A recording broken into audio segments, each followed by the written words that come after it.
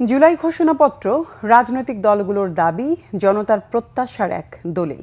শেখ হাসিনার পতনের 1 বছর পর ঘোষিত হতে যাচ্ছে জুলাই ঘোষণাপত্র। জুলাই অভ্যুত্থানের ঘোষণাপত্র নিয়ে কয়েকটি দলের সাথে আলোচনা করলেও চূড়ান্ত ঘোষণায় কি থাকছে তা জানা যাবে প্রধান উপদেষ্টার ঘোষণার পর। তবে রাজনৈতিক দলগুলোর আশা, এতে জনমতের প্রতিফলন ঘটবে। আর ঘোষণাকে কাগুজে বাঘে পরিণত করা হবে না, সেজন্য একে সংবিধানে অন্তর্ভুক্তির দাবি তাদের। ওবায়দুল্লাহ মামুনের প্রতিবেদন।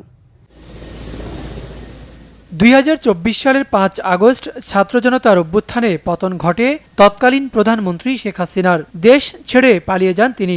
এরপর কেটে গেছে 1টি বছর। ডক্টর মোহাম্মদ ইউনূসের নেতৃত্বে গঠিত হয় অন্তর্বর্তীকালীন সরকার। বিভিন্ন বিষয়ে সংস্কার শুরুর পাশাপাশি এই সরকার দেশে জাতীয় ঐক্যমত্য প্রতিষ্ঠায় উদ্যোগ নেয়। রাজনৈতিক দলগুলোর সাথে আলোচনার ভিত্তিতে তৈরি হচ্ছে জুলাই ঘোষণা। ছাত্র জনতার অভ্যুত্থানের বর্ষপূর্তিতে মঙ্গলবার বিকেলে রাজধানীর মানিক মিয়া এভিনিউয়ে জাতির সামনে ঘোষণা করা হবে এই ঘোষণাপত্র। প্রধান উপদেষ্টা ডক্টর মোহাম্মদ ইউনূস এই ঘোষণাপত্র উপস্থাপন করবেন। তবে সংশ্লিষ্ট রাজনৈতিক দলগুলো বলছে, চূড়ান্ত ঘোষণাপত্রে কি থাকছে এ বিষয়ে এখনো কিছুই জানেন না তারা।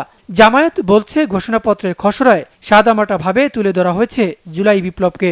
ঘোষণাপত্রটা একেবারে সাদামাটা কিছু বক্তব্য এখানে এসেছে দেখলাম সরকারি খসড়ায়, যেটা আসলে এত বড় একটা বিপ্লব বা অভ্যুত্থানের ঘটনাবলীর যথাযথ রিফ্লেকশন এখানে হয়নি। যোদ্ধাদের স্বীকৃতি, তাদের যে আত্মত্যাগ, তাদের যে স্যাক্রিফাইস, এই জায়গাটা যেন যথাযথ মর্যাদার জায়গাটা সাংবিধানিক স্বীকৃতি থাকে জুলাই যোদ্ধা যারা ছিল।